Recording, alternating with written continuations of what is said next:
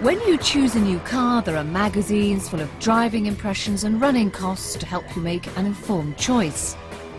And thanks to the likes of our Top Gear JD Power surveys, you can also get an idea of just how reliable your cars and your dealers are likely to be.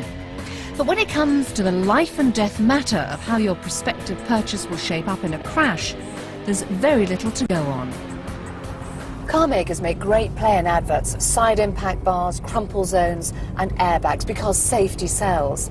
But how do we know they're really going to work when it comes to the crunch? Under current crash test legislation, cars are driven into a solid concrete block at 30 miles an hour, and manufacturers are only required to ensure that the steering column moves less than 5 inches, which doesn't mirror real very accurately. But testing is about to get much tougher. The Department of Transport has instigated a series of new comparative crash tests, starting with the most popular group of cars sold in Britain, Super Minis.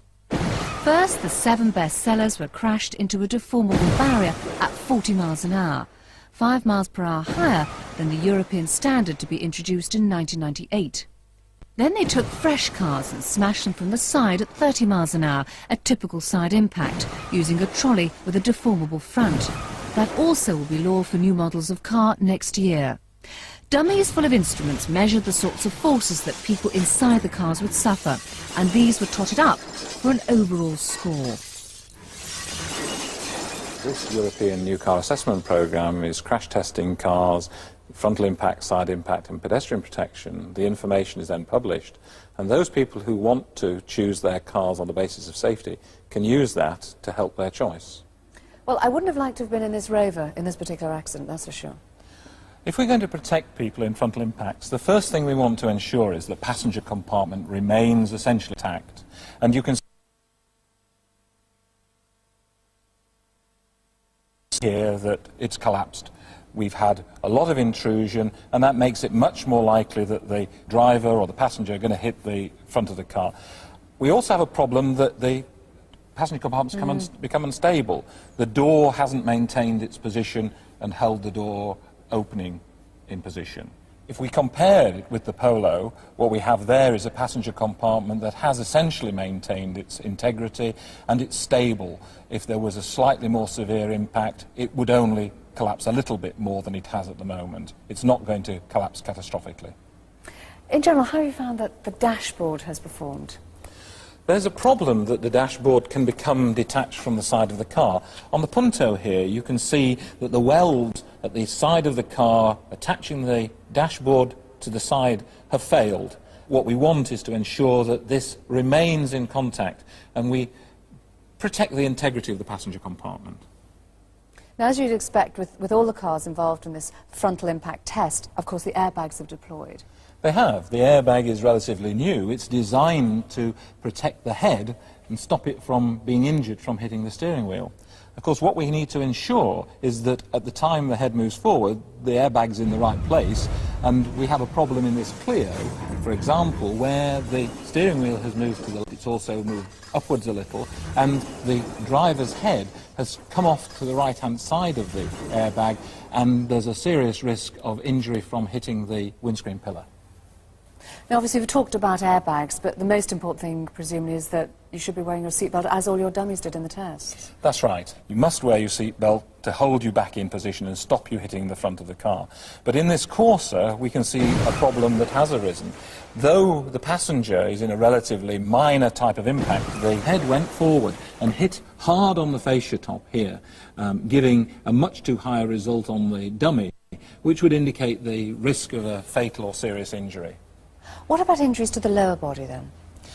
Yes, we've looked at the upper part of the body, but the knees can hit the fascia, causing serious or fatal injuries in the pelvis or a lot of disabling injuries.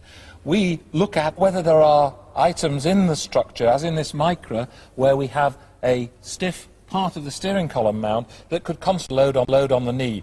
What you see in your car is a nice plastic fascia, but behind that there are often structures which are not really designed for you to hit with your knees. Now, something we haven't looked at yet is the footwell. Yes, footwells are a problem.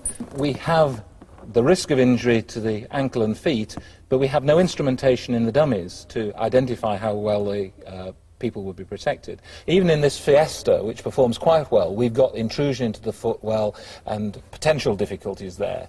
Clearly, in a car like the Rover, the footwell intrusion is much more severe and the risk of injury is much greater. Although 2/3 of casualties result from frontal impact, side impact accidents can be more severe and account for more than 1/3 of fatalities. That's because there's very little between you and whatever bashes into your car.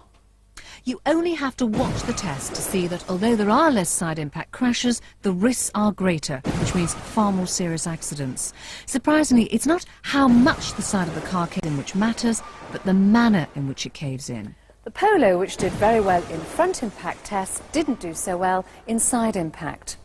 In accidents like this, injuries to your chest and pelvis are particularly frequent. And the way in which the car caves in is very important in reducing injury. It's also preferable if you don't have a projection like this on the inside of the door. So what were the results? Well, all of them had problems, but each car has been given a star rating. The top-performing Polo and Fiesta scored 3. The Corsa, Micra, Clio and Punto were awarded 2, while the Rover, which is due to see action this year, gets just 1 star. The new testing means much more information for consumers about how cars perform in a crash, and certainly there'll be increased pressure on manufacturers to make changes. Super Minis are only the first group to be assessed. Testing's already taking place on family cars. The results of those will be out this summer.